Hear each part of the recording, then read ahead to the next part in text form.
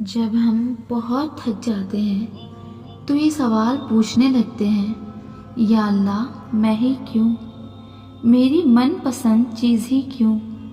اگر کبھی زندگی میں وقت ملے تو اس بات کو ضرور محسوس کرنا کہ ہم خوشی میں جتنے مرضی سجدے کریں مگر اللہ سے کبھی بھی اتنی مضبوطی سے نہیں جڑ پاتے جتنا ہمیں اس سے غم کا ایک سجدہ جوڑتا ہے۔ یہ دل کی فطرت ہے، جب تک گرتا نہیں ہے تب تک سنبھلتا نہیں ہے۔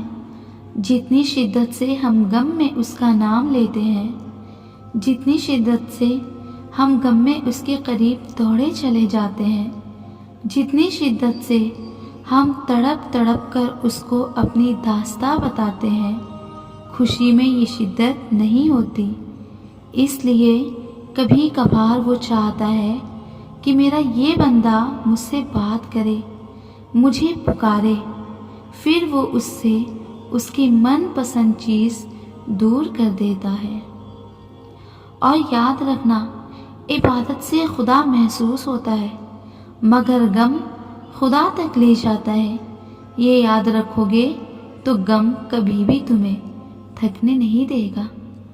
جب دل میں اللہ سما جائے تو درد میں بھی سکون آنے لگتا ہے۔ جیسے ایک تڑپ کا سجدہ کیا جاتا ہے تو تاثیر بدل جاتے ہیں، اسی طرف درد میں بھی لطف آنے لگتا ہے۔ اللہ سے محبت کبھی نہ ختم ہونے والی محبت ہے، کیونکہ وہ حقیقی محبت ہے اور تم حقیقی محبت کو سمجھتے ہو۔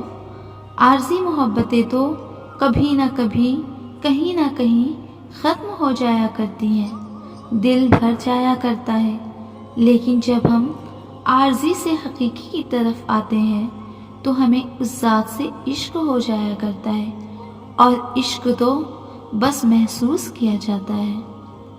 اللہ آزماتا انہیں ہی ہے جن سے وہ محبت کرتا ہے۔ وہ تمہاری نظر میں چیزیں اس لیے ناممکن بنا دیتا ہے تاکہ تم ان کے ممکن ہونے کے لیے اسے مناؤ، کیونکہ وہ التجائیں کبھی خالی نہیں لوٹاتا۔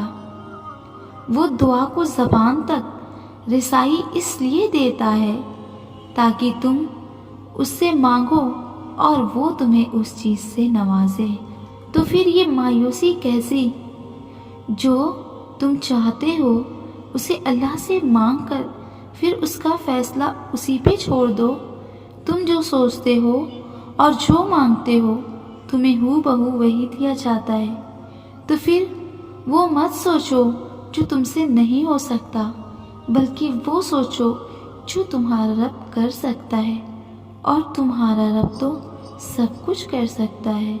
تمہارا مسلسل دعا مانگنا ہی ناممکن کی قبولیت کو ممکن بناتی ہے۔ تمہارا یقین ہی تم پر وہ دروازے کھولتا ہے جن کو کھولنا کائنات کی کسی شے کے بس میں نہیں ہوتا۔ تمہارا صبر ہی تمہیں معجزوں سے ملواتا ہے، اور کن سے فیکن تک ہر ادھوری کہانی مکمل ہو جاتی ہے۔